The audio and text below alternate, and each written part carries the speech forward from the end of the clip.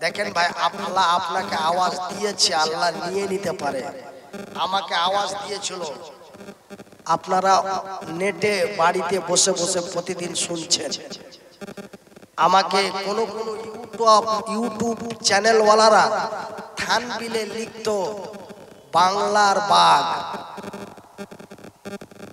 আবার কেউ কেউ লেখে, কেউ আবার থানবিলে লেখে অস্ত নয়, মনে হয় বুলেট ট্রেন।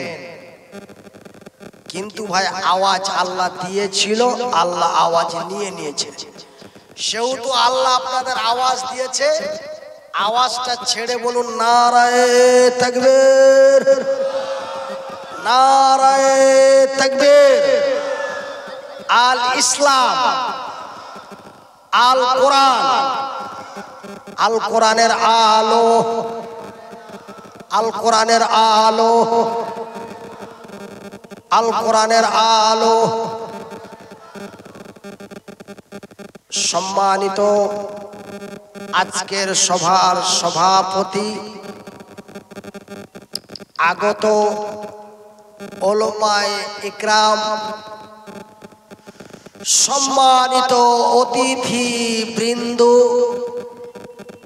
অত্র এলাকা থেকে ছুটে আসা ইসলাম দরদি ভাই ও বন্ধুরা, বয়োজ্যেষ্ঠ বয়সপ্রাপ্ত বাপ এবং চাচারা, স্নেহের কচি কচি ছেলেরা, পর্দার আড়ালে বসে থাকা মা ও বোনেরা, প্রশংসা ওই মহান আল্লাহ, যেই মহান রব্বুল আলামিনের অশেষ দয়ায় মৃত্যুর হাত থেকে ভয় পেয়েছে পুনরায় আপনাদের সামনে উপস্থিত করিয়েছেন। তাই তার শুকরিয়া আদায় করে বলি আলহামদুলিল্লাহ। তারপরে পরেই আমাদের ধর্মের গুরু, ধর্মের নেতা, দো জাহানের নবী, নবী কুলের নবী, সৃষ্টি জগতের নবী, নবী মুহাম্মদুর রাসূলুল্লাহ, বলুন সাল্লাল্লাহু আলাইহি ওয়াসাল্লাম। তিনার প্রতি লাখো কোটি দুরুদ ও সালাম অবতীর্ণ হোক। আল্লাহুম্মা সাল্লি আলাই, আল্লাহুম্মা বারিক আলা। আমার ভাইয়েরা, আমার আব্বা জানারা, আপনারা আমার কথাবার্তায় বুঝতে পেরেছেন যে আগের মনিরুদ্দিন নাই, মডেলটা আছে কিন্তু ইঞ্জিনটা চেঞ্জ হয়ে গেছে। কিন্তু আল্লাহর লাখ শুকরিয়া যে পুনরায় আপনাদের সামনে উপস্থিত হতে পেরেছি বা আল্লাহ করিয়েছে, এটাই আল্লাহর লাখো লাখো শুকরিয়া। তাই পুনরায় বলি আলহামদুলিল্লাহ। আমার ভাইয়েরা, এই পর্যন্ত সুস্থ হতে 2023 সালের 28শে নভেম্বর থেকে বর্তমান তারিখ পর্যন্ত প্রায় 22 লক্ষ টাকা খরচ হয়ে গেছে অলরেডি। এতটুকুন হতে, পূর্ণ হতে কতদিন লাগবে এবং আর কত যাবে জানি না, ওয়াল্লাহু আলাম বিমুরাদিহি, আমার আল্লাহ তা ভালো জানেন। বলি সুবহানাল্লাহ।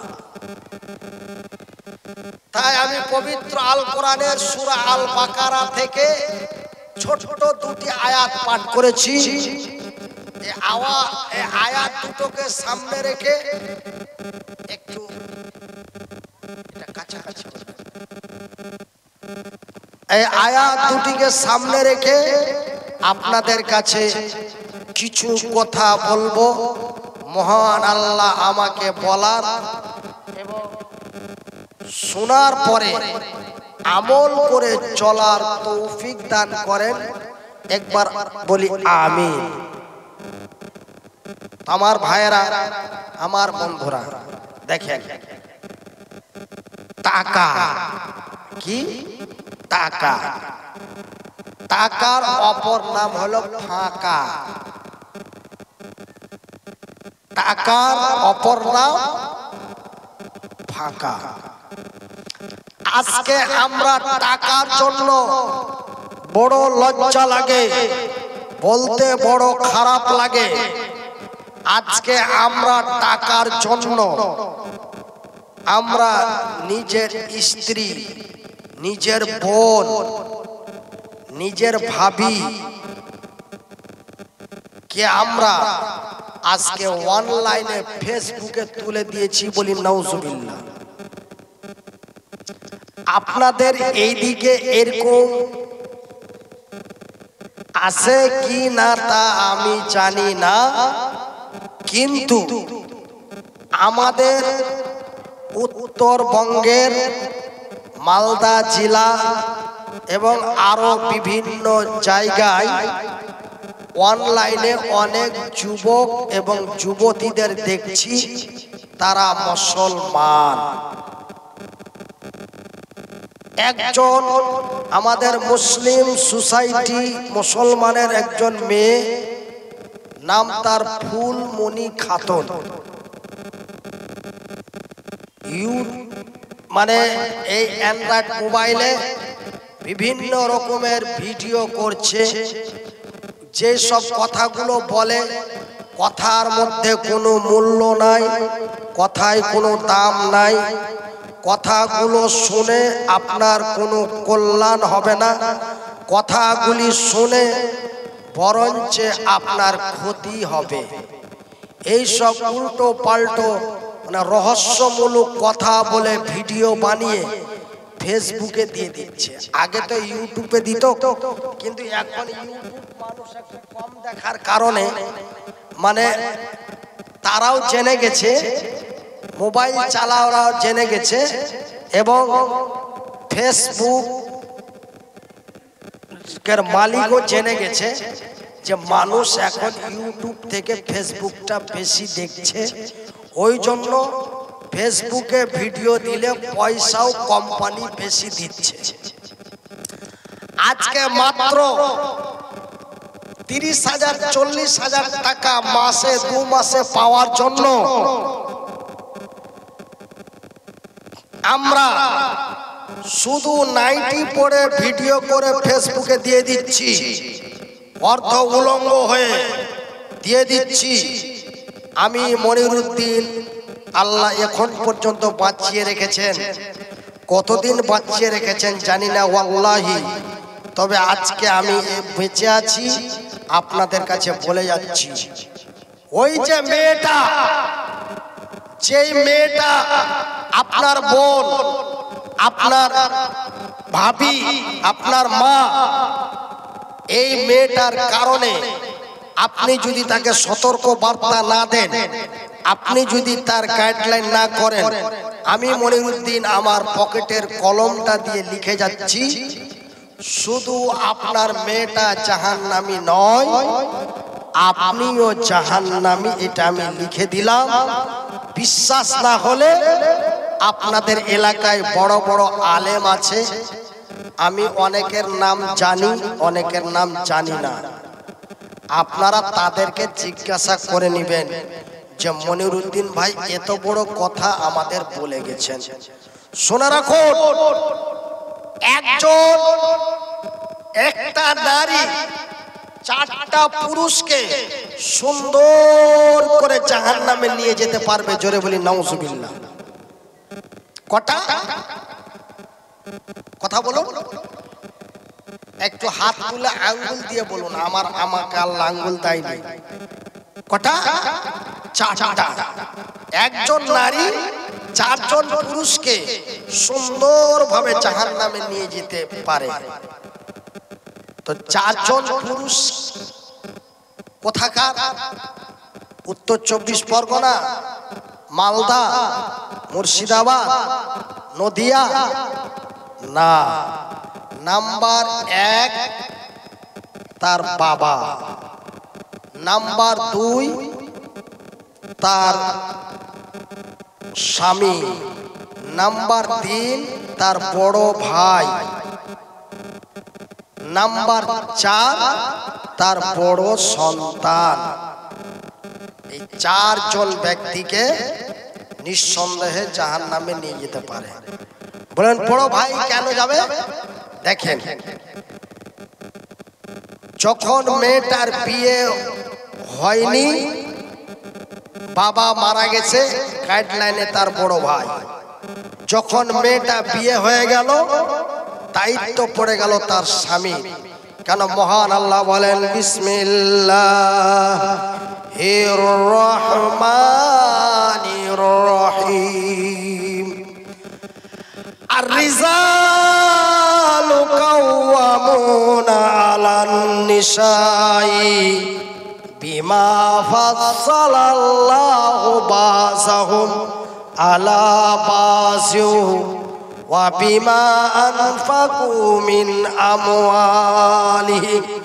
মহান আল্লাহ রাব্বুল আলামিন বলেন, আর-রিজালু কাওয়ামুনা আলান নিসা, পুরুষেরা হলো নারীদের সংরক্ষণকারী।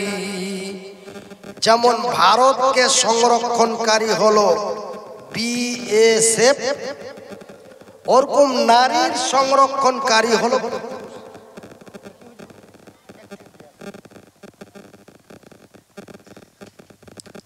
আমি এটা কোরআনের আয়াত, এটা কোন হুজুরের লেখা বই, কোন হুজুরের লেখা কিতাবের কথা নয়, আল্লাহ স্বয়ং বলছেন। কি বলছেন? আর-রিজালু কাওয়ামুনা আলান নিসাই বিমা ফাসালাল্লাহু বাসাহুম আলা বাসিউ ওয়া বিমা আনফাকু মিন আমওয়ালিহিম। মহান আল্লাহ রাব্বুল আলামিন বলেন, আর-রিজালু কাওয়ামুনা আলান নিসা, পুরুষেরা হলো নারীদের সংরক্ষণকারী। কেননা আমি আল্লাহ নারীদের চাইতে পুরুষদের শক্তিশালী বানিয়েছি। নারে তাকবীর। কেননা আমি আল্লাহ নারীদের চাইতে পুরুষদের শক্তিশালী বানিয়েছি, এবং আমি আল্লাহ পুরুষকে পুরুষগতা ক্ষমতা দিয়েছি। কথা বলেন ঠিক কিনা? আপনি পুরুষ হয়ে যদি আপনার পুরুষগতা ক্ষমতা না থাকে, হুজুর আপনার আমের আলী, তো দেখেন ভাই, আমি আজকে যে সব কথাগুলি বলছি, যদি আমি একটা হাদিস কোরআনের বাইরে একটা কথা বলি, তবে যেনারা এখানে অ্যারাবিক শিক্ষায় শিক্ষিত আছেন, আপনাদের বিনীত অনুরোধ করব যে আমার মাইকটা টেনে নিয়ে আমাকে আমার বক্তব্য বন্ধ করে দিবেন যদি কোরআন হাদিসের বাইরে কথা বলি। তাহলে তো আমার আল্লাহ বলছেন, এই জন্য আমি আল্লাহ নারীদের চাইতে পুরুষদের শক্তি বেশি দিয়েছি। তার কারণটা হলো আমি আল্লাহ পুরুষদের পুরুষগতা ক্ষমতা দিয়েছি। যদি আপনি আমি পুরুষ হয়ে যদি আপনার আমার পুরুষগতা ক্ষমতা না থাকে, তবে আল্লাহ এবং আল্লাহর রাসূল, আল্লাহ এবং আল্লাহর রাসূল দুইজনেই আপনাকে আমাকে বিয়ে করতে নিষেধ করেছেন। যদি আপনার পুরুষগতা ক্ষমতা না থাকে, তবে আপনি বিয়ে করবেন না। প্রমাণ আল্লাহ রাব্বুল আলামিন পবিত্র কোরআনে বলছেন, বিশ্বের মানুষেরা, তোমার বাড়ির একজন সন্তান যখন পূর্ণ যুবক হয়ে যাবে, এখানে বয়স বাধা হয়নি। আমার শাইখ মাওলানা সাইফুল্লাহ বাড়ি ওনার বর্ধমান, এখানে ওনার শ্বশুর বাড়ি, একজন যোগ্য আলেম এবং একটা মাদ্রাসার মুহতামিম। তাই আমি ওনাদেরকে আমার কথাগুলো বলছি এবং সাক্ষী করে দিচ্ছি, এই কথাগুলো আমি ভুলভাল বলছি না, রাইট। তো আমি যে কথাটা বলছি যে এখানে আমার আল্লাহ বয়স নির্ধারিত করেননি, কিন্তু আজকে আমাদের পশ্চিমবঙ্গ এবং ভারতবর্ষের মাটিতে বয়স নির্ধারিত করে দিয়েছে। 18 বছর না হলে বিয়ে দিলে আপনাকে পুলিশ কেস খেতে হবে। কথাটা কি ভুল বললাম?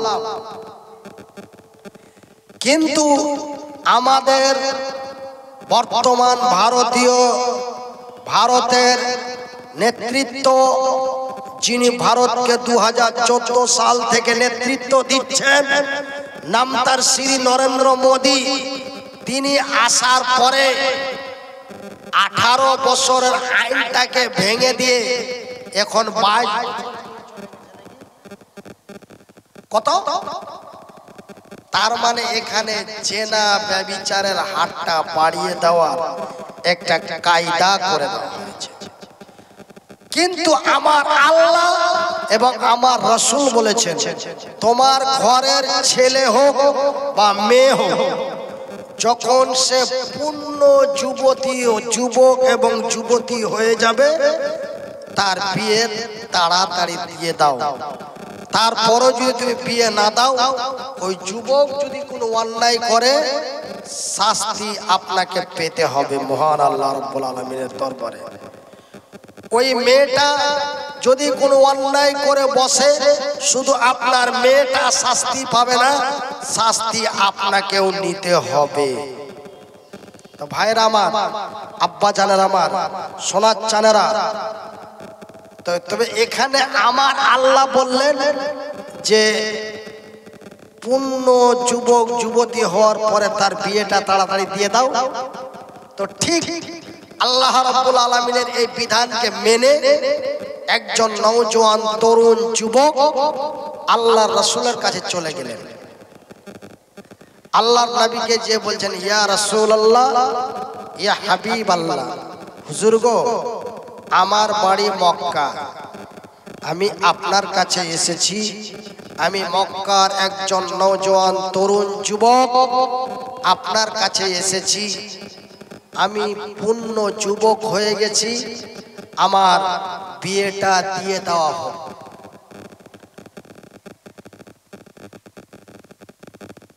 আল্লাহর রাসূল বললেন, ভাই ও সোনা ভাই, আলোচনাটা একটু দূরে যে আলোচনা করেন একটু দূরে করবেন সোনা ভাই আমার, মনে কিছু নেবেন না। কেন, একটা কথার মধ্যে যদি মিডিলে অন্য কথা হয়, তো সেটা আমাদের মালদার ভাষা এবং আমার বাবা বলতো, গল্পর মধ্যে কাঁঠাল ভাঙা। এবার কথা শুনবো না, তো কাঁঠালটাও লোভী জিনিস, আর কথাবার্তা শোনাটাও একটা গুরুত্ব জিনিস। তো যাই বা হোক, তো আল্লাহর নবী বললেন যে তুমি তো পূর্ণ যুবক হয়ে গেছো, তোমার বিয়ের বয়স হয়ে গেছে, কিন্তু তুমি কি জানো, একজন সম্মানিত নারীকে বিবাহ করতে গেলে, নেকা করতে গেলে কিছু শর্ত বলি আছে। সেই শর্ত বলি কি তোমার মেনে নেওয়া, সমস্ত শর্ত বলি মানাটা কি তোমার কাছে সম্ভব? আল্লাহর নবী তাকে একটা একটা করে জিজ্ঞাসা করলেন, তুমি যে বিয়ে করবে, তো তোমার কি পুরুষগত ক্ষমতা আছে? সে বলল হ্যাঁ। আচ্ছা, তুমি যে বিয়ে করবে, বিয়ে করতে গেলে একজন নারীর মহান আল্লাহ একটা মূল্য দিয়েছে। আপনাদের দিকে মূল্য দেওয়া হয়? মূল্যটা কি? দেনমোহর। একটা একটা করে আল্লাহর রাসূল তাকে প্রশ্ন করেন কিছু উত্তর দিতে পারলো, কিছু পারলো না। আমার রাসূল বললেন যে কি আমি তোমার বিয়ে দিতে পারলাম না এবং আমি তোমাকে বিয়ে করার পারমিশনও দিতে পারলাম না।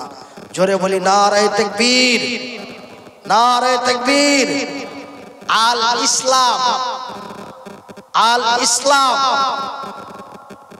তো দেখেন আমার রাসূল বললেন যে আমি তোমার বিয়ে দিতে পারলাম না এবং তোমাকে বিয়ে করার পারমিশনও দিতে পারলাম না। সেই যুবক আল্লাহর রাসূলের কথা শুনে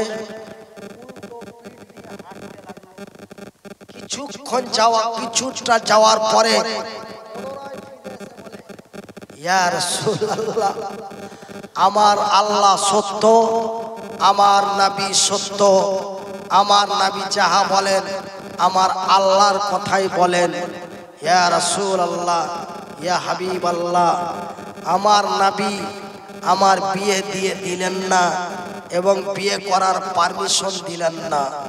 ইয়া রাসূলুল্লাহ, রাত্রে যে আমার ঘুম হয় না, মানে আমার যৌবন জ্বালা দেয়। যুবক বলছে আমার রাত্রে ঘুম হয় না, আমার যৌবন জ্বালা দেয়। আমি সারা রাত্রি মোবাইল টিপতে টিপতে গভীর রাত হয়ে যায়, কখন ঘুম এসে যায় আমি কাউর বইয়ের কাছে বা কাউর মেয়ের কাছে চলে যাই। আমার ঘুম হয় না, আমাকে ঘুম আসে না, আমার যৌবন জ্বালা দেয়। আমার রাসূল দয়ার হাবিব বললেন, যুবক তোমার যদি যৌবন জ্বালা দেয়, রাত্রে যদি তোমার ঘুম না আসে, তবে আমি রাসূল বলছি তুমি প্রতি মাসে 2টা 3টে 4টা করে রোজা রাখো, রোজা রাখো।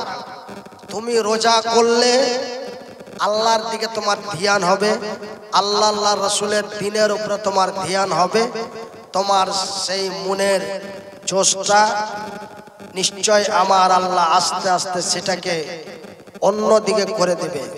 তবে আমার এখান থেকে বুঝতে পারলাম যে আমার রাসূল রোজা রাখার পারমিশন দিলেন কিন্তু বিয়ে করার পারমিশন দিলেন না। তবে ভাইজান, আমার আব্বা জানেরা, আমার ভাই জানেরা, আমি মনিরুদ্দিন আপনাদের বলি, সহিহ আল বুখারীর হাদিস, আজ থেকে প্রায় 1400 বছর পূর্বে আমার বোনের মতো একজন বোন, আমার মেয়ের মতো একজন মেয়ে, যিনি সততার জন্য জান্নাতের লোভে পড়ে, নবীর মহব্বতের ভালোবাসায় পড়ে নিজের জীবনকে শহীদ করে দিয়েছে, বলি সুবহানাল্লাহ। ভাইজান, এই আমি আপনারাকে কয়েকটা প্রশ্ন করব, আশা করি আপনারা উত্তর সবাই জানেন এবং দিতে পারবেন। যেটা পারবেন না চুপ থাকবেন, আমি সেটা বলে দেব। এই পৃথিবীর সর্বপ্রথম মানুষটার নাম কি? হযরতে আদম। এই পৃথিবীর মাটিতে সর্বপ্রথম ইন্তিকাল করেছেন কে?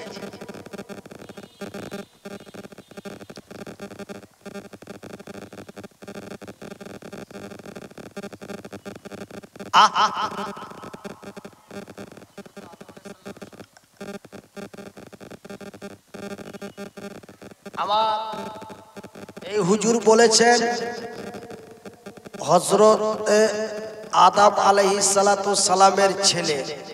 আর এই দিক থেকে একটা আওয়াজ এসেছে হাবিল, তারপরে কাবিল, তারা দুই ভাই ছিল। তো যাই বা হোক, তবে শুধু তাই নয়, তবে সর্বপ্রথম মৃত্যুবরণ করেছে আল্লাহর জমিনে, নাম তার হাবিল। এটা হয়ে গেল পুরুষের মধ্যে। নারীদের মধ্যে সর্বপ্রথম মৃত্যুবরণ করেছে হযরতে সুমাইয়া একজন আল্লাহর বান্দি। আপনার বোনের মতো বোন, আমার বোনের মতো বোন, আপনার মেয়ের মতো মেয়ে, আমার মেয়ের মতো মেয়ে।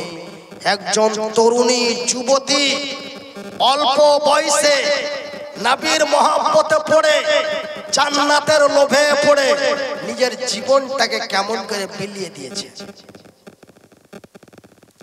হযরতে সুমাইয়া এবং হযরতে ইয়াসির, মানে সুমাইয়ার স্বামী, তারা দুইজন আল্লাহর রাসূলকে কিছু দিনের কথা শোনার জন্য দাওয়াত করেছে। সেই দিন মক্কার মাটিতে রাজ চলছিল কার? সেই দিন মক্কার মাটিতে রাজ চলছিল আবু জেহেল, উতবা, সায়েবা, মুগিরা। বর্তমান নরেন্দ্র মোদি, অমিত শাহ, এমনি করে করে আরো অনেকে। যাই বাহক আমার ভাইয়েরা, সেই দিন আবু জেহেলের নেতৃত্বে সেই দিন কঠোর শাস্তি মক্কার মাটিতে চলছিল। আল্লাহর নবী তাদের বাড়িতে যে দিনের আলোচনা করলেন, আল্লাহর রাসূলের কথা শুনে, আল্লাহর রাসূলের কথা শুনে সুমাইয়া এবং ইয়াসির তারা একই পরিবারের তিনজন। কজন? একটু আঙ্গুল দিয়ে বলেন ভাই। আমি এগুলো আপনাদের কোনো কিস্সা কাহিনী বলছি না, এটা একদম নবীর হাদিস। সর্বপ্রথম এই ঘটনা মক্কার মাটিতে ঘটেছে আবু জেহেলের নেতৃত্বে। আর বর্তমান যে আপনাদের সামনে বলি, এটা বুখারী শরীফের মধ্যে পাওয়া গেছে রিওয়ায়াতে। তো আজকে যেমন আমি আপনাদের এখানে এসেছি, আমার কথা শুনে অনেকেই ভালো পাচ্ছেন, অনেকে খারাপ পাচ্ছেন। কেন আমি আগের মতো বলতে পারি না? আমার পিক আপ ডাউন হয়ে গেছে। এখান থেকে লাঞ্চ থেকে যে মাথা পর্যন্ত, মানে একটা কথার পরে আর একটা কথা যে ছুট ছুট করে আসবে, সেটা ততটা চটচট করে আসছে না। তার মানে আমার ব্রেন স্টক হয়ে আমি 14 দিন অজ্ঞান অবস্থায় পিজিতে ছিলাম। আপনাদের নদিয়া, দেবগ্রাম, করিমপুর, পলাশী, বিভিন্ন বড় বড় জামে মসজিদে আমার জন্য জামাতবদ্ধ হয়ে 2 হাত তুলে আল্লাহর দরবারে দোয়া করেছেন মানুষ। আপনাদের দোয়ায়, আল্লাহর দয়ায় আল্লাহ আমাকে 14 দিন অজ্ঞান অবস্থায় রাখার পরে আমার জ্ঞান ফিরিয়ে দিয়েছে, বলি আলহামদুলিল্লাহ। তোমার ভাইয়েরা, এবার আজকে আমি যে আলোচনা করলাম, তো আমার এই আলোচনার মাধ্যমে ধরলেন অনেকে পরিবর্তন হয়ে গেলেন। আমি 14 বছর থেকে বক্তব্য জগতে ঘুরছি। কত বছর? 14 বছর। 14 বছর থেকে বক্তব্য জগতে ঘুরতে মাত্র আমার জানা মতো 4টা লোক অন্যায় থেকে ন্যায়ের দিকে ফিরে এসেছে, 4 জন। তার মধ্যে একটা হচ্ছে আপনার জলপাইগুড়ির একজন যুবক, আমাদের পার্শ্ববর্তী ডিস্ট্রিক্ট মুর্শিদাবাদ লালগোলার এক যুবক, মদ, বিড়ি, গাঁজা, ভাং ছাড়া কিচ্ছু বুঝতো না, কিন্তু এখন মুখে আমার চাইতে বড় দাড়ি এবং 5 ওয়াক্ত টাইমের উপরে নামাজি। জোরে বলি আলহামদুলিল্লাহ। তো ভাইজান, এবার আমি আপনাদের এখানে আসলাম, বিভিন্ন আলোচনা করলাম, করার পরে আপনাদের চায়ের দোকানে যেখানে সেখানে আলোচনা হতে লাগলো। কি হলো জানো? এই দিক থেকে একটা এমন ছোট মাওলানা এসেছিল, তিনি মধুর সুর দিয়ে সুন্দর করে ওয়াজ করতে পারেনি, কিন্তু যে কথাগুলি বলেছিলেন অত্যন্ত গুরুত্বপূর্ণ কথা বলেছিলেন। একটা আলোচনা হয়ে গেল তো, এই পাড়া জানলো, ওই পাড়া জানলো, এখানে জানলো, ওখানে জানলো, মুখে মুখে আলোচনা হয়ে গেল। শেষ কথাটা রাজ্য সরকারের কাছে চলে গেল, রাজ্য সরকারের কাছ থেকে প্রধানমন্ত্রীর কাছে চলে গেল। ঠিক এমনই ঘটনা, আল্লাহ নবীর কথা শুনে তারা তিনজন যে কালেমায়ে শাহাদাত পড়ে ঈমান এনে মুসলমান হলো, এই কথাটা পাশের বাড়ির লোক জেনে গেল। তারা এক অপরকে বলতে লাগলো, আর জানো? বলে কি হয়েছে? বলে মুহাম্মদ সুমাইয়ার বাড়িতে এসেছিল। মুহাম্মদ বলুন সাল্লাল্লাহু। দেখেন ভাই, মুহাম্মদ শব্দটা শুনলেই আপনাকে সাল্লাল্লাহু আলাইহি ওয়াসাল্লাম বলাটা অপরিহার্য বা কর্তব্য।